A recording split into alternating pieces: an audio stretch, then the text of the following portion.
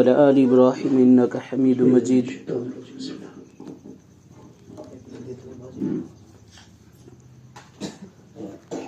اللهم صل على محمد وعلى آل محمد كما صليت على إبراهيم وعلى آل إبراهيم إنك حميد مجيد اللهم بارك على محمد وعلى آل محمد كما باركت على إبراهيم وعلى آل إبراهيم إنك حميد مجيد ربي اشرح لي صدري ويسر لي أمري واحلل عقدة من لساني يفقهوا قولي فأعوذ بالله من الشيطان الرجيم بسم الله الرحمن الرحيم اما بعد محترم خواتین اور میرے عزیز دوستو، اللہ جل جلالہ و من والو کا ہم سب پر بے انتہا احسان اور کرم ہوا۔ اللہ تبارک و تعالی ہم سب کو دین کی نسبت پر جمع فرمایا ہے۔ یہ اللہ کا احسان اور کرم ہے۔ اللہ جس کو چاہتے ہیں، جس کو پسند کرتے ہیں، جس سے محبت کرتے ہیں، اس کو اللہ رب العزت دین کی سمجھنے کی توفیق دیتے ہیں اور فرمایا دین پر عمل کرنے کی توفیق دیتے ہیں۔ اللہ کا احسان ہے ہم سب کا جڑنا صرف دین کی نسبت پر ہے۔ فرمایا میری اور آپ کی قیامت تک آنے والے ہر انسان کی کامیابی اللہ رب العزت اپنے محبوب دین میں رکھا ہے۔ جس کی زندگی میں دین ہوگا، اللہ کے احکام ہوں گے، نبی کے نورانی طریقے ہوں گے، اللہ رب العزت ان سب کو ناکامیابی کے نقشے میں رکھ کر کامیاب کر کے بتائے گا۔ فرمایا کامیاب ہونے کے لیے نہ دولت کا ہونا، نہ سلطنت کا ہونا، نہ حکومت کا ہونا، نہ عہدے کا ہونا ضروری نہیں، بلکہ جس کے زندگی میں دین ہوگا، اللہ کے احکام ہوں گے، نبی کے طریقے ہوں گے، فرمایا اللہ رب العزت ان سب کو کامیاب کریں گے۔ فرمایا جس کی زندگی میں دین نہیں ہوگا، اللہ کے احکام نہیں ہوں گے، نبی کے طریقے نہیں ہوں گے، اللہ رب العزت کامیابی کے نقشے میں رکھ کر ناکام کر کے بتائیں گے۔ یہ اللہ کا ضابطہ ہے، یہ اللہ رب العزت کا ضابطہ ہے۔ فرمایا کہ میں نہیں کہتا، اللہ رب العزت قرآن شریف میں فرما رہے ہیں کہ حضرت ابراہیم علیہ السلام کے زمانے میں نمرود تھا، پوری دنیا پر حکومت کرنے والا، مال تھا، حکومت تھی، بڑی سلطنت تھی، پورے دنیا پر حکومت تھی، مگر اس کمبخت نے اللہ کی نہیں مانی اور وقت کے نبی کی نہیں مانی۔ اللہ رب العزت کامیابی کے نقشے میں رکھ کر ناکام کر کے بتایا ہے۔ اور وہی حضرت ابراہیم علیہ السلام ہیں، ان کو نمرود نے آگ میں ڈالا گیا، نمرود نے ان کو آگ میں ڈالا، حضرت ابراہیم علیہ السلام کو۔ میرے جی دوستو، یہاں سمجھنے کی بات ہے، یعنی آگ جلانے کی صفت رکھتی ہے، اب آگ میں ڈالیں گے تو جل جاتا ہے، تو دین زندگی میں رہے گا۔ فرمایا اللہ کامیاب کریں گے۔ فرمایا اللہ رب العزت حضرت ابراہیم علیہ السلام کو آگ میں رکھ کر حفاظت فرمائی، یہ اللہ کا ضابطہ ہے۔ حضرت موسیٰ علیہ السلام ان کے زمانے کا بڑا پکا کافر، انا ربکم اعلیٰ کہنے والا فرعون، یہ بھی پوری دنیا پر حکومت کرنے والا بادشاہ، یہ بھی پوری دنیا پر حکومت کرنے والا بادشاہ۔ فرمایا یہ اپنے آپ کو رب کہتا تھا اور لوگوں سے کہتا تھا، اپنے سلطنت سے کہتا تھا مجھے رب مانو، اللہ رب العزت اس کو بھی کامیابی کے نقشے میں رکھ کر ناکام کر کے بتایا۔ یہ ہمارے لیے عبرت ہے، یہ بولنے کے لیے نہیں ہے بلکہ اس پر عمل کرے۔ اللہ ملک و مال میں رکھ کر ناکام کر کے بتاتا ہے، صرف اس وجہ سے دین زندگی میں نہیں رہے گا، صرف اس وجہ سے دین زندگی میں نہیں رہے گا۔ تو فرمایا کیسے ناکام کر کے بتایا، میں آپ کو مثال دیتے چلوں تاکہ سمجھ میں آ جاوے۔ حضرت موسیٰ علیہ السلام فرعون کے ڈر سے مصر چھوڑنے کا ارادہ کیا، اپنے ساتھیوں کو لے کر، اپنے قوم کو لے کر چلے اور ان کا پیچھا کرنے کے لیے فرعون پیچھے لگا ہوا ہے پوری لشکر کے ساتھ۔ اب حضرت موسیٰ علیہ السلام اور ان کی قوم ان کے ساتھ ہے۔ اب سامنے دریائے نیل بھری ہوئی ہے، دریائے نیل کے دونوں کنارے بھرے ہوئے ہیں۔ اب ان کی قوم کہنے لگی، اے موسیٰ اب سامنے بھی ہم کو موت نظر آ رہی ہے اور پیچھے بھی موت ہے، تو نے ہمیں ہلاک کر دیا، کہیں کا نہ چھوڑا۔ اب سامنے دریائے نیل بھری ہوئی ہے، دریا بھر کے کھڑی ہوئی ہے، اب پیچھے فرعون کی فوج ہے۔ اور فرمایا سامنے کیا نظر آ رہا؟ ناکامیابی نظر آ رہی، سامنے ناکامیابی نظر آ رہی۔ فرمایا اللہ رب العزت اسی ناکامیابی کے اندر کامیاب کر کے بتایا۔ کیسے؟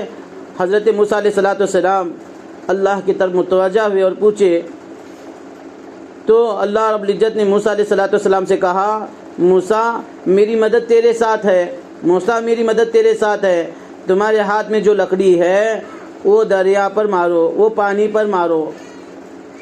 اب میرے اور آپ کی عقل، میرا عزیز ماں بہنیں اس بات پر غور کریں، میرے اور آپ کی عقل ساتھ نہیں دے گی۔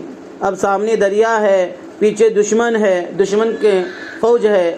اب اللہ رب العزت یہ کہہ رہے ہیں کہ پانی پہ لکڑی مارو۔ اب پانی پہ لکڑی مارنے سے کیا ہوتا ہے؟ میری اور آپ کی عقل تسلیم نہیں کرتی، کیونکہ فرمایا جہاں انسان کی عقل کام کرنا چھوڑ دیتی ہے، جہاں انسان کی عقل کام کرنا چھوڑ دیتی ہے، وہیں سے اللہ کی قدرت شروع ہوتی ہے، وہیں سے اللہ کی قدرت شروع ہوتی ہے۔ فرمایا حضرت موسیٰ علیہ السلام کو حکم ہوا دریائے نیل پر لکڑی مارو۔ فرمایا جیسے دریائے نیل پر لکڑی مارے 12 راستے بن گئے۔ کیا تھا؟ سامنے ناکامیابی نظر آ رہی، مگر اللہ کے ذات پر یقین ہے، نبی ساتھ میں ہے، اللہ کی کھلی ہوئی مدد ہے، اللہ کی کھلی ہوئی مدد ہے۔ ایک روایت میں آتا ہے حضرت موسیٰ علیہ السلام اپنے قوم سے کہتے ہیں، اے میری قوم گھبراؤ نہیں، اللہ کی مدد میرے ساتھ ہے۔ ہاں کیا کہہ رہے ہیں قول میں؟ فرمایا اے میری قوم گھبراؤ نہیں، اللہ کی مدد میرے ساتھ ہے۔ مگر میرے اور آپ کے آقا سرکار دو عالم صلی اللہ علیہ وسلم فرماتے ہیں، اے میری امت تم گھبراؤ نہیں، ہم سب کے ساتھ اللہ کی مدد ہے۔ یہ ہمارے نبی کا فرمان ہے۔ فرمایا جب دریائے نیل پر حضرت موسیٰ علیہ السلام لکڑی مارے، ہاتھ میں جو عرصہ تھا وہ مارے تو 12 راستے نکل گئے، 12 راستے بنے، اور حضرت موسیٰ علیہ السلام اور ان کی قوم اس راستوں میں سے دریائے نیل کو پار کرنے لگے۔ اور آگے میں بتاؤں آپ کو کہ فرعون ان کا پیچھا کرتے کرتے ہوئے آیا، اب دیکھا کہ سمندر میں 12 راستے بنے ہوئے ہیں۔ اب فرعون کو کیا نظر آ رہی ہے؟ کامیابی نظر آ رہی ہے، سمندر میں راستے نکلتے ہوئے نظر آ رہے ہیں، سمندر میں 12 راستے بنے ہوئے دیکھ رہا ہے، اور وہ اپنے قوم سے کہتا ہے میری قوم دیکھو میرے لیے دریائے نیل 12 راستے نکالی ہے۔ اب اس کو کامیابی نظر آ رہی ہے۔ فرماتے علماء بڑوں سے سنا کہ جب حضرت موسیٰ علیہ السلام کا قوم کا آخری آدمی دریائے نیل سے باہر آ گیا اور فرعون کا آخری فوجی یعنی دریائے نیل کے اندر آ گیا، یعنی موسیٰ علیہ السلام کا قوم کا آخری آدمی دریائے نیل کے باہر ہو گیا، فرعون کا لشکر کا آخری آدمی دریائے نیل کے اندر آ گیا، اللہ کا حکم ہو گیا مل جا، پورا دریا ایک ہو گئی اور فرعون کے ساتھ اس کی پورا لشکر غرق ہو گیا، فرعون کے ساتھ اس کا پورا لشکر غرق ہو گیا۔ سامنے موسیٰ علیہ السلام کو ناکامی بھی نظر آ رہی ہے، فرمایا دین زندگی میں تھا، اللہ نے کامیاب کر کے بتایا، فرعون کو کامیابی نظر آ رہی ہے، سمندر میں راستے نظر آ رہے ہیں، مگر اللہ رب العزت اسی راستوں میں اسی سمندر کے اندر غرق کر کے بتایا ہے۔ کہنے کا مقصد یہ ہے کہ دین زندگی میں ہوگا، اللہ رب العزت کامیاب کریں گے، اللہ رب العزت کیا کریں گے جی؟ کامیاب کریں گے۔ اس کے لیے اللہ تبارک تعالیٰ ہمیں بہت محبت کرتے ہیں، ہمیں بہت چاہتے ہیں۔ اس کی علامت یہ ہے ایمان جیسی دولت دی ہے۔ کیا دی ہے؟ ایمان جیسی دولت دی ہے۔ فرمایا یہ ایمان بہت قیمتی ہے، ایمان بہت قیمتی ہے۔ فرمایا اتنا قیمتی کہ ایک آدمی کو پوری دنیا کا بادشاہ بنا دیا جائے، پوری دنیا کا بادشاہ بنا دیا جائے، اور خالی انسان نہیں، انسان اس کے تابع، جنات اس کے تابع، چرندے اس کے تابع، پرندے اس کے تابع، پوری مخلوق اس کے تابع، یعنی پورا اس کے تابع۔ اور فرمایا اگر اللہ رب العزت اس کو ایمان نہیں دیا تو اس سے زیادہ بد نصیب آدمی کوئی نہیں ہے، اس سے زیادہ بد نصیب آدمی کیوں نہیں ہے؟ کوئی نہیں ہے، کیونکہ اس کی حکومت، اس کی سلطنت، اس کی ڈگری، اس کی دولت، یہ اس کے موت پر ختم ہے۔ موت پر کیا ہے جی؟ ختم ہے۔ یہاں کی حکومت، یہاں کی دولت، یہاں کی ڈگری، یہاں کی شہرت، یہاں کی عزت، سب کچھ موت پر ختم ہے۔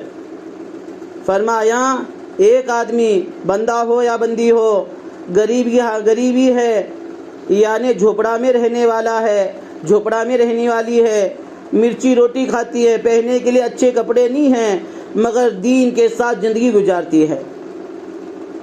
اللہ رب العزت نے اس کو ایمان کی دولت دی ہے، فرمایا وہ کامیاب ہے، کیونکہ دنیا کی جو زندگی ہے وہ موت پر ختم ہونے والی، دنیا کی زندگی وہ موت پر ختم ہونے والی ہے۔ آخرت کی زندگی لا محدود زندگی، عبدالآباد زندگی، ہمیشہ کے لیے رہنے والی زندگی، ہمیشہ کے لیے رہنے والی زندگی۔ فرمایا ایمان پر محنت کرنے سے اللہ رب العزت آخرت بھی بنائیں گے، اور فرمایا کہ اس کی دنیا بھی بنائیں گے، دنیا بھی بنے گی اور آخرت بھی بنے گی۔ اس کے لیے محنت شرط ہے، اس کے لیے محنت شرط ہے۔ جب اللہ کے نبی صلی اللہ علیہ وسلم دنیا میں تشریف لائے، جب حضرت صحابہ رضی اللہ تعالیٰ عنہ کی زندگی دیکھیں کہ ان پر حکومت کرنے کے لیے کوئی تیار نہیں تھا، جہالت عام تھی، اتنی جہالت تھی، اللہ اکبر کیا کہیں آپ کو، کہ شراب عام تھی۔ جیسے ہمارے گھر میں کوئی بچہ پیدا ہوتا ہے تو اس کو ہم شہد چٹاتے ہیں، اور حضرت صحابہ رضی اللہ تعالیٰ عنہ ایمان لانے سے پہلے، ایمان لانے کے بعد بھی فرمایا جب جس کے گھر میں شراب ہوتی اس کو بڑا سمجھتے تھے، شراب عام تھی، جس کے گھر میں پرانی شراب ہوتی اس کو عزت دار سمجھتے تھے، اس کو بہت بھاؤ دیتے تھے۔ جب ایمان کی محنت ہوئی، ایمان کی لگاتار، فرمایا 12 یا 13 سال ایمان کی محنت ہو گئی، تب اللہ رب العزت نے شراب کو حرام کر دیا۔ جب ایمان بنے گا، فرمایا اللہ کے احکام زندگی میں آئیں گے، زندگی سے خرافات نکل جائیں گے، پھر اللہ کے احکام کے لیے یہ اپنے آپ کو تیار کرے گا، یہ اپنے آپ کو کیا کرے گا جی؟ تیار کرے گا۔ جب شراب حرام ہو گئی، جس کے ہاتھ میں تھی اس نے تو پھینک دی، جس کے منہ میں تھی اس نے کلی کر دی، جس کے حلق کے اندر اتری تھی فرمایا اس نے قے کر دی، اور جس کے گھر میں شراب تھی اس نے لا کر باہر پانی کی طرح بہایا ہے، پھینک دیا لا کر۔ مدینے کے گلیوں میں، مکہ کے گلیوں میں ایسی شرح بہائی ہے جیسے برسات ہوتا ہے تو گلی کوچوں میں سے پانی کیسے بہتا ہے اس طرح سے شرح بہائی ہے۔ اس کے لیے فرمایا کہ اللہ کے نبی صلی اللہ علیہ وسلم محنت کی، اور محنت 3 طبقوں پر کی۔ محنت کیسے کی جی؟ 3 طبقوں پر، مرد حضرات پر، مستورات پر اور بچوں پر۔ سب سے پہلے اللہ کی نبی صلی اللہ علیہ وسلم کو ساتھ دینے والے، جیسے نبوت کی بشارت مل گئی، سب سے پہلے ساتھ دینے والے اماں خدیجہ رضی اللہ تعالیٰ عنہ، اللہ کی نبی صلی اللہ علیہ وسلم کی بیوی، سب سے زیادہ ساتھ دینے والے، مکہ کے تاجروں میں سے سب سے بڑی مالدار عورت، اور دین کا ساتھ دیتے دیتے دیتے اتنا تھا ان کے پاس، سب کچھ لگا دیا دین کی خاطر۔ آخری وقت جب ان کی میت ہو گئی تو ان کے بدن پر 7 پیبند لگے ہوئے، یعنی 9 پیبند لگے ہوئے کپڑا تھا، سب کچھ دین کے خاطر لگا دیا۔ جب اماں خدیجہ رضی اللہ تعالیٰ عنہ اللہ کی نبی صلی اللہ علیہ وسلم کو ساتھ دیا تو پوری دنیا میں دین پھیلنے کا ذریعہ بن گیا۔ جب عورت مرد کو ساتھ دیتی ہے، دین کے کاموں میں ہاتھ بٹاتی ہے تو دین کا پھیلنا آسان ہو جاتا ہے۔ وہیں اللہ کے نبی صلی اللہ علیہ وسلم کو 40 سال کی عمر میں نبوت ملی۔ کتنے سال کی عمر میں جی؟ 40 سال کی عمر میں، اور وفات اللہ کے نبی صلی اللہ علیہ وسلم کا وفات 23 سال میں ہو گئی، یعنی 23 سال کے کم عرصے کے اندر، اتنے چھوٹے عرصے کے اندر اللہ رب العزت پورے دین کو عالم میں پھیلا دیا، یعنی 1.25 لاکھ صحابہ کرام رضوان اللہ اجمعین کا مجمع بن گیا محنت کے خاطر۔ اور اللہ رب العزت نے میرے اور آپ کے آقا سرکار دو عالم صلی اللہ علیہ وسلم پر پورے دین کو مکمل کیا۔ کم و بیش 1.25 لاکھ انبیاء علیہ الصلوۃ والسلام پر مکمل نہیں ہوا دین، آخری جمع میرے اور آپ کے آقا نبی کریم صلی اللہ علیہ وسلم خاتم النبی، فرمایا امام الانبیاء، اللہ کے نبی صلی اللہ رب العزت نے میرے نبی پر پورے دین کو مکمل کیا ہے۔ یہ کب ہوا؟ فرمایا ان کی اہلیہ یعنی ہماری ماں حضرت خدیجہ رضی اللہ تعالیٰ عنہ ان کے ساتھ کھڑے ہو گئے۔ یہیں ان کے دیکھیں ہم کہ حضرت نوح علیہ السلام 950 برس، 950 سال، کس کو کہتے ہیں 950 سال؟ ہماری آپ کی عمر 60 70 80 90 100 رہیں گی بہت زیادہ، تو ان کی عمر 950 سال کی عمر میں 81 یا 82 لوگ ایمان میں داخل ہوئے۔ کیوں؟ سب سے پہلے ان کے گھر سے مخالفت شروع ہو گئی، ان کی بیوی ایمان میں داخل نہیں ہو گئی اور ان کا بیٹا۔ فرمایا جب مستورات کام پہ لگتے ہیں تو فرمایا اللہ رب العزت کام کو کرنے کے فیصلے کرتے ہیں، کام کو کھول دیتے ہیں۔ اور فرمایا جب ہم اپنے گھروں پر محنت ہوتی ہے تو فرمایا دین کا پھیلنے کا ذریعہ بنتا ہے۔ کیسی محنت کرتے تھے حضرت سابیہ رضی اللہ تعالیٰ عنہ، اللہ اکبر، حضرت عمرو بن جموح رضی اللہ تعالیٰ عنہ ایک معذور صحابی ہیں، ایک معذور، پیر سے معذور ہیں، جنگ احد میں جانا چاہتے ہیں، فرمایا ان کے گلیوں کے لوگ، ان کی بستی کے لوگ ان کو جانے سے منع کر دیے، اور اللہ کے نبی صلی اللہ علیہ وسلم نے کہا اللہ نے آپ کو معذور بنا دیا، آپ نہ جانے میں کوئی حرج نہیں ہے۔ مگر یہ واپس آئے تو ان کی بیوی دیکھی ان کو اور غصے میں بھر گئی اور تانے دینا شروع کر دی۔ اور ہم دیکھیں ہمارے اندر دین نہیں ہونے کے بنا پر، ہم دین پر محنت نہیں کرنے کے بنا پر ہم تو ناراض ہوتے ہیں اپنے خاوند پر، اپنے شوہر پر، اپنے بیٹے پر، اپنے بھائی پر، اپنے والد پر، اس لیے کہ وہ ہمیں کھیت برابر نہیں کرتا، وہ دکان پہ برابر نہیں بیٹھتا، وہ ملازمت صحیح نہیں کرتا، اس کے لیے ہم ناراض ہوتے ہیں۔ اگر کھیت کو جانا بند کر دیا شوہر ہمارے بند کر دیے تو ناراض ہوتے ہیں، دکان کھولنا بیٹا بند کر دیا تو ناراض ہوتے ہیں، اسکول کالج جانا چھوڑ کر واپس آ گیا تو ناراض ہوتے ہیں، یا الٹا ہے، یا دین کے خاطر اپنے شوہر معذور ہیں۔ حضرت عمر بن جموح رضی اللہ تعالیٰ عنہ جہاد میں سے واپس نہیں آئے، بلکہ ان کے بستی والے اور اللہ کے نبی صلی اللہ علیہ وسلم منع کرنے کی وجہ سے واپس آئے تو یہاں پر غصے میں آ گئے اور آنے کے بعد تانا دینا شروع کر دیے اور کہنے لگے میں کتنی بد نصیب عورت ہوں گی کہ میرا شوہر یہاں پڑا ہوا ہوگا، اور باقی کی بستی والے کی عورتیں، باقی عورتیں کتنی خوش قسمت ہوں گی، ان کا تو شوہر اللہ کے راستے میں جاوے اور شہید ہو جائے۔ جیسے یہ تانے سنے تو اپنے تلوار لی اور اللہ کے راستے میں نکل پڑے۔ نکلتے وقت دعا کی، اے اللہ مجھے اپنے اہل و عیال کے طرف نہ لوٹائیو۔ کیا کہنے لگے؟ حضرت عمر بن جموح رضی اللہ تعالیٰ عنہ یہ کہہ کر جا رہے ہیں، اے اللہ مجھے میرے اہل و عیال کی طرف نہ لوٹائیو۔ کیا وجہ تھی؟ کہ دین سمجھ میں آیا تھا، ایمان پر محنت ہوئی تھی۔ اللہ کے نبی صلی اللہ علیہ وسلم ایسی محنت کر گئے تھے، اور مرد بچے، عورتوں میں بھی یہ جذبہ تھا۔ چھوٹے چھوٹے بچے اپنے پیر کے پنجوں پر یعنی انگلیوں پر کھڑے ہو کر یہ دکھاتے تھے، اے اللہ کے نبی میں دین میں جانے کے لیے تیار ہوں، میں بھی بڑا ہوں، تاکہ پنجوں پر اس کے لیے کھڑے ہوتے تھے میں بھی بڑا دکھوں اللہ کے نبی صلی اللہ علیہ وسلم کو اور مجھے قبول کر لیا جائے۔ اور جس کو قبول کر لیتے اللہ کے نبی صلی اللہ علیہ وسلم، چھوٹا بھائی بڑے بھائی سے جا کر کہتا، چھوٹا بھائی بڑے بھائی سے جا کر کہتا کہ اے میرے بھائی تجھے اللہ کے نبی صلی اللہ علیہ وسلم جہاد کے لیے قبول کر لیے ہے، تو با قسمت والا ہے۔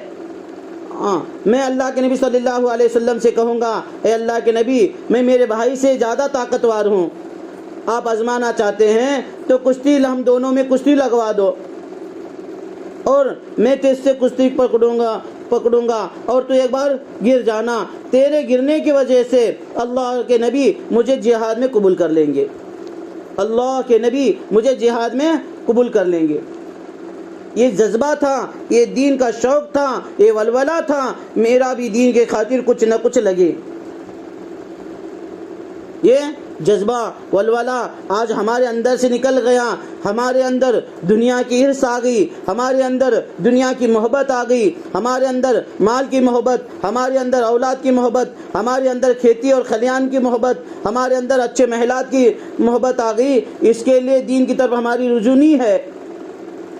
ہمارے گھروں میں بے نمازی ہوتے ہیں، ہماری کئی وقتوں کی نماز نکل جاتے ہیں، ہمیں اس کی پرواہ نہیں ہوتی۔ ہمیں اپنے لاڈلے بچوں کو یہ نہیں کہتے کہ نماز کی طرف جاؤ، اذان ہوئی ہے، یہ کہنے کے لیے تیار نہیں ہے، یہ کہنے کے لیے تیار نہیں ہے۔ ہمارے گھروں میں تذکیرہ مال کے بارے میں ہوگا، پڑھائی کے بارے میں ہوگی۔ ہمارے گھر میں تذکیرہ کس وجہ سے ہوگا؟ مال کے بارے میں، پڑھائی کے بارے میں ہوگی، دولت کے بارے میں ہوگا۔ کون کیا کرے گا؟ وہی بچوں کے اندر فکریں ہوں گی، وہی ہمارے بچے فکریں لیں گے۔ ہم نماز کا تذکیرہ نہیں کریں گے، ہم قرآن کا تذکیرہ نہیں کریں گے، ہم ذکر کا تذکیرہ نہیں کریں گے، ہم اللہ سے لینے کا تذکیرہ نہیں کریں گے۔ قربان جاوے ان عورتوں پر۔ خاکی فرمایا اس کے لیے کہ ہم اپنے اولادوں پر بھی محنت کریں۔ کیسی محنت تھی وہ صحابہ رضی اللہ تعالیٰ عنہ کی، اپنے پنجوں پر کھڑے ہو کر کہہ رہے ہیں، اے اللہ کے نبی صلی اللہ علیہ وسلم مجھے قبول کر لیجئے۔ ایک بچے ہیں 8 سال کے بچے، حضرت بصیر رضی اللہ تعالیٰ عنہ، کیا پرورش پائی ہوگی، اللہ اکبر کبیرہ۔ اس بات کو ذرا غور کریں کہ ہمارے بچوں پر ہم کیسی محنت کرتے ہیں، تو ہماری محنت کیوں نہ رنگ نہیں لاتی؟ کیوں آج ہمارے اولاد ہمارے دشمن ہیں؟ کیوں آج ہمارے اولاد ہمیں محبت کی نظر سے دیکھنے کے لیے تیار نہیں ہے؟ کیوں آج ہمارے اولاد ہمارا کہنا ماننے کے لیے تیار نہیں ہے؟ کیوں آج ہمارے اولاد ہم سے بغاوت کر رہے ہیں؟ کیونکہ ہم نے پرورش غلط دے رہے ہیں۔ ہونا یہ تھا ان جیسی محنت ہوتی تو ہماری اولاد اپنے کلیجہ نکال کر ہمارے قدموں میں رکھ دیتے، ہماری اولاد اپنا کلیجہ نکال کر اپنے قدموں میں رکھ دیتے، مگر ہم نے ویسی محنت نہ کی۔ کیسی پرورش تھی حضرت بصیر رضی اللہ تعالیٰ عنہ کی؟ ایک 8 سال کے معصوم بچے ہیں۔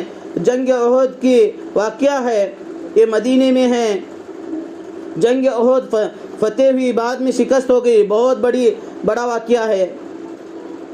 جب مدینے کے اندر شکست کی آواز ان کے کانوں میں پڑی اور اعلان لگانے والا یہ کہہ رہا تھا آج مسلمانوں کو ضرورت ہے مدد کی، دین کی مدد کی ضرورت ہے، یہ بچہ اپنے والد کے پاس بھاگتے ہیں، اور یہ حضرت بصیر رضی اللہ تعالیٰ ان کے سر پہ ان کے والد کے علاوہ کوئی سایہ نہیں ہے، نہ ماں ہے، وہ تو مکہ سے آتے وقت فوت ہو گئی تھی، نہ دادا نہ دادی نہ نانی نہ نانا نہ خالہ نہ چاچی، کوئی رشتہ دار نہیں ہے ان کے ابا کے علاوہ، ان کے ابا اکیلے ہیں۔ اب یہ بچے کا جذبہ دیکھو، اللہ اکبر، اس بچے کی طرف، اس بچے کا جذبہ، اس بچے کا ولولہ، اس باپ کو اللہ کے راستے میں جہاد میں جانے کے لیے مجبور کر دیا، اس باپ کو اللہ کے راستے میں نکلنے کے لیے مجبور کر دیا۔ کہنے لگے آ کر، اے میرے پیارے ابا، آپ نہیں سن رہے ہو کہ اللہ کے راستے میں نکل جاؤ، کیونکہ آج مسلمان پریشان ہے، آج مسلمانوں کو مدد کی ضرورت ہے۔ ان کے ابا حضرت بصیر رضی اللہ تعالیٰ عنہ کے ابا کے آنسو رکنے کے لیے تیار نہیں ہے، اور کہتے ہیں بیٹا میرا تو خون کھول رہا ہے، میرا تو جذبہ ہے میں اللہ کے راستے میں جا کر شہید ہو جاؤں، کیا کروں، تیرے ساتھ کوئی نہیں ہے، تیرا سایہ تیرے سر پر کسی کا ہاتھ نہیں ہے۔ وہ معصوم بچہ کہتا ہے میرے سر پر میرا اللہ کا سایہ ہے، آپ اللہ کے راستے میں نکل جاؤ۔ یہ کون سی چیز تھی؟ فرمایا جب ان کے والد صاحب اللہ کے راستے میں جہاد میں چلے گئے اور اللہ کو پیارے ہو گئے، یعنی دین کی خاطر شہید ہو گئے، دین کے خاطر شہید ہو گئے۔ فرمایا جب جہاد سے، غزوے سے جب واپس آ رہے ہیں، یہ بچہ، یہ 8 سال کا بصیر مسجد نبی کے سامنے کھڑے ہو کر آنے والے قافلوں کو دیکھتا ہے، آنے والی جماعتوں کو دیکھتا ہے جو غزوے سے واپس آ رہے تھے، جو غزوے سے واپس آ رہے تھے، جو قافلہ دیکھتے ان کے پاس بھاگتے اور اپنے باپ کو تلاش کرتے، باپ نہیں ملتے، پھر وہی گرمی کے موسم میں وہی جگہ کھڑے ہوتے، اونچی چٹان پر کھڑے ہوتے، پھر کون سا قافلہ آتا پھر ان کے پاس بھاگتے، کوئی قافلہ آتا تو ان کے پاس بھاگتے، پھر دیکھتے، اپنے باپ کو تلاش کرتے، اپنے والد کو تلاش کرتے، نہ پاتے، پھر جا کر کھڑے ہوتے۔ سورج ڈھلنے کا وقت ہو گیا، اپنے باپ کو تلاش کر رہے، کوئی قافلے میں نظر نہیں آ رہے، آخری قافلہ، آخری جماعت میرے اور آپ کے آقا سرکار دو عالم صلی اللہ علیہ وسلم کا ہے، اللہ کے نبی صلی اللہ علیہ وسلم کا آخری قافلہ ہے۔ جب اللہ کے نبی صلی اللہ علیہ وسلم کے قافلے کو دیکھا تو اس بچہ اس چٹان سے اتر کر بھاگنا شروع کر دیا اور اللہ کے نبی صلی اللہ علیہ وسلم کے ہاتھ مبارک کو پکڑ لیا، اللہ کے نبی صلی اللہ علیہ وسلم کے ہاتھ مبارک کو پکڑ لیا اور کہنے لگے اے اللہ کے نبی میرے ابا نہیں نظر میں آتے، میرے ابا کہیں نظر نہیں آ رہے، میرے ابا کہیں نظر نہیں آ رہے۔ تو اللہ کے نبی صلی اللہ علیہ وسلم کی آنکھوں مبارک سے آنسو بہنا شروع ہو گئے۔ اللہ کے نبی صلی اللہ علیہ وسلم نے اپنے چہرے مبارک کو پھیر لیا، پھر اس بچے اس طرف آتے اور آ کر حضرت بصیر رضی اللہ تعالیٰ عنہ اللہ کے نبی صلی اللہ علیہ وسلم کا ہاتھ پکڑ کر کہتے اے اللہ کے نبی بتائیے میرے ابا کہاں ہیں؟ اللہ کے نبی صلی اللہ علیہ وسلم وہ 8 سال کے بچے کو حضرت بصیر رضی اللہ تعالیٰ عنہ کو اپنے گود مبارک میں لے کر کہتے یا بصیر، اے بصیر سن لے، تو تسلیم کرتا ہے، اس بات کو تسلیم کر لے کہ تیرے ابو اللہ کے نبی صلی اللہ علیہ وسلم اور تیری ماں اماں عائشہ رضی اللہ تعالیٰ عنہ بن جائے، کیا یہ تجھے پسند نہیں؟ اللہ اکبر، اس چھوٹے بچے سے کہہ رہے ہیں۔ وہ حضرت بصیر رضی اللہ تعالیٰ عنہ سمجھ گئے، حضرت بصیر رضی اللہ تعالیٰ عنہ سمجھ گئے میرے ابا اللہ کو پیارے ہو گئے، اور وہ چھوٹا بچہ سمجھ گئے اور آنسو بہنے لگے اور انہی میں سے کہنے لگے اے اللہ کے نبی صلی اللہ علیہ وسلم میری اتنا خوش قسمت کس کی ہوگی، میری جیسا قسمت کس کی اچھی ہوگی جس کے والد اللہ کے نبی اور جس کے ماں اماں عائشہ رضی اللہ تعالیٰ عنہ ہیں، میں اس پر راضی ہوں۔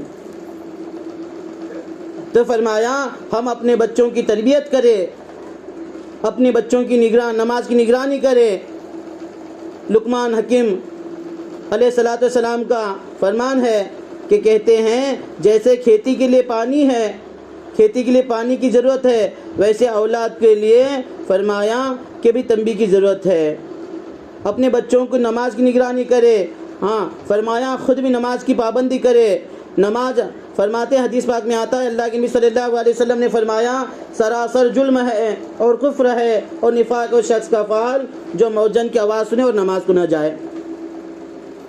اس لیے فرمایا کہ بھی ہمارے گھروں سے بھی اللہ کے راستے میں نکلنے والے بنے، جس طرح ہماری جماعت آئی ہے اس بستی سے بھی اللہ کے راستے میں نکلنے والے بنے۔ اور یہاں سے بھی یہ ہیں کہ بھئی تقاضے ہیں، یہاں سے عشرے کی جماعت بن رہی ہے تو آپس میں بیٹھ کر بغیر آواز کرے ہوئے کہ بھی عشرے کے لیے کون تیار ہیں، جن ماں بہنوں کے 3 دن لگے ہوئے ہیں ان کی تشکیل کرے عشرے کے لیے، جن کا عشرہ 2 بار لگا 1 بار لگا ہوا ہے ان کی تشکیل کرے چلے کے لیے، کریں گے انشاءاللہ۔ اور پرچہ لکھ کر انشاءاللہ جو جس کے ساتھ ہوں گے وہ بھی پرچہ لکھے 3 دن کون ہیں ان کا الگ لکھے، 10 دن کے لیے کون ہے عشرے کے لیے ان کا الگ لکھے، اور چلے میں کون ہے ان کا الگ لکھ کر کسی بچے کے ہاتھ میں یا مرد حضرات کے ہاتھ میں گھر کے وہ مسجد کو پہنچانے کی فکر کرے۔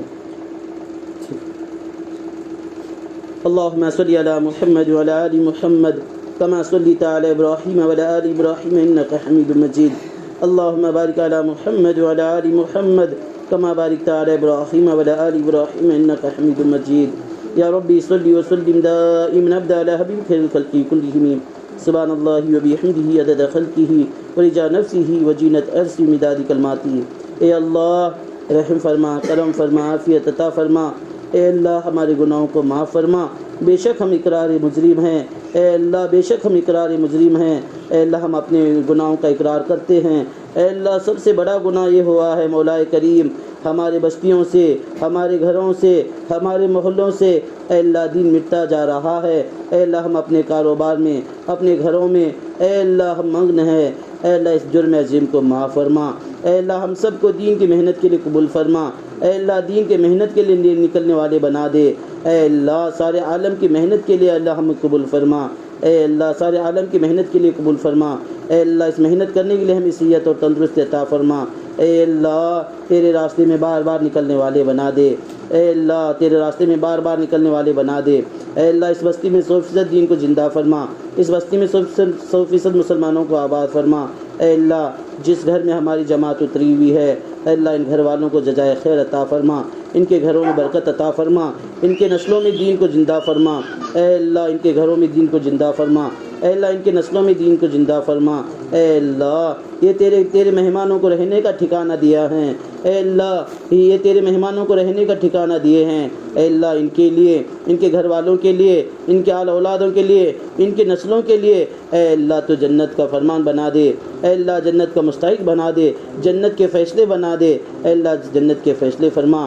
اے اللہ اس بستی سے اے اللہ چھلے 4 مہینوں کے مرد حضرات کی جماعت نکلنے کے فیصلے فرما، مستورات کے بھی چھلے کے عشرے کے اے اللہ 2 ماہ کے اے اللہ جماعتیں نکلنے کے فیصلے فرما، بحرون میں اندروں میں کام کرنے والے بنا دے۔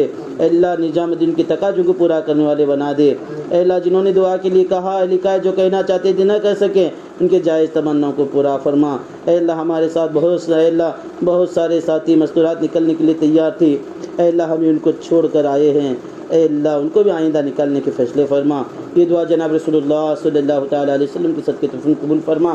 سبحان ربک رب العزۃ عما یصفون والسلام علی المرسلین والحمد للہ رب العالمین برحمتہ۔